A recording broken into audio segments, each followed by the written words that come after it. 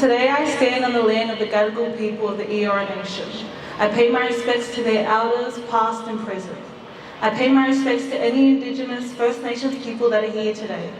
There is no justice in the climate crisis without commitment to dismantling the systems of white supremacy that marginalize and destroy the lives of Indigenous, Black and marginalized communities of colour. There is no justice for climate without addressing the systemic extraction, harm and violence towards Indigenous, Black and racialised communities. Around the world, Indigenous, Black and racialised communities are the ones hardest hit by the climate crisis. When centering these injustices, we have the power to shift barriers and boundaries. So we must always hold these truths at the centre of our organising. It's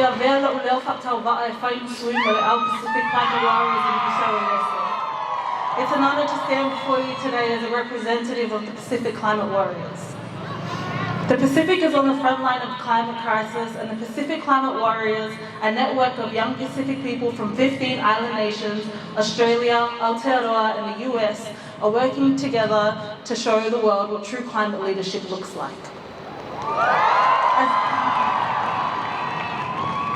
As a young Pacifica woman raised in the diaspora, I can tell you that there's no feeling that truly compares to being home. I'm a proud descendant of Sale Aumua, Lalumangu Ali Batasa Aumua, and Nidao Tuvalu. The seas our ancestors navigated is now what binds us together. In essence, our families are in the islands. The preservation of the lands our forefathers fought for and rest on is now up for debate. The livelihood of our people depend on decisions made here in Australia. Climate change is a man-made issue that essentially tampers with the preservation of our cultures. The values and traditions that set us apart as Pacific Islanders in this world is why I fight for my islands.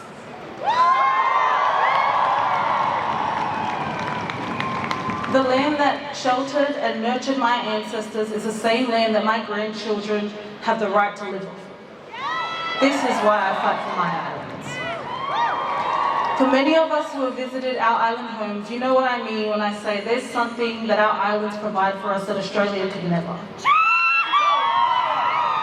A sense of belonging, a sense of security, community, and even in this moment as I struggle to articulate these emotions, I realize that I never want to have this conversation with my children.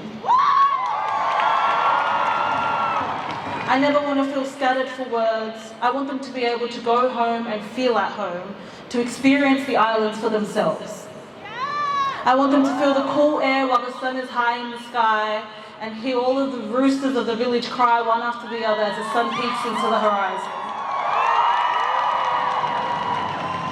This is the land that I long for. So although Tuvalu is physically far away from me, I'll continue to see my home in the eyes of my grandmother. I'll forever hear the sounds of Tuvalu when my grandma starts a hymn in a tone that my Samoan family can't quite harmonise.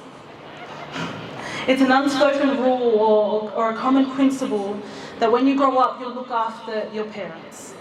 And in retrospect to that, our Pacific youth will do the same for our islands, except we don't have the luxury of waiting to grow up. Scott Morrison continually fails to protect all Australian homes, and his Pacific neighbours bear the brunt of these actions. Low-lying atoll communities such as Tuvalu become most vulnerable. The people of Tuvalu said, if Tuvalu goes down, so does the world. In a world with so many injustices, we must start thinking collectively. There's a Samoan proverb that goes, "A longo tai ua longa uta." When translated, it reads, when it's felt towards the sea, it's felt towards the land. And the underlying message to this is, when something happens in our family, no matter how far away they might be, we all feel the repercussions. We need action now. The extraction and burning of fossil fuels like gas is accelerating the climate crisis that threatens our islands and our people.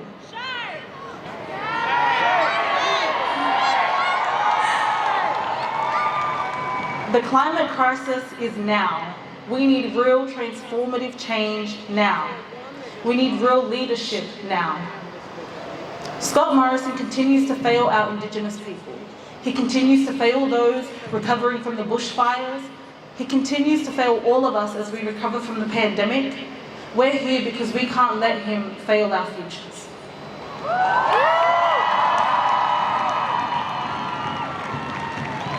We, the Pacific Climate Warriors, rally behind the mantra, we are not drowning, we are fighting. The ideals behind this mantra allow us to retell stories to the world about people living on the front lines of the climate change. So I'm going to lead us into a chant, and when I call out, we are not drowning, I need you guys to answer with, we are fighting. You guys ready? We are not drowning! We are not drowning! We are not drowning! Have to say love up. Beautiful speech, beautiful speech.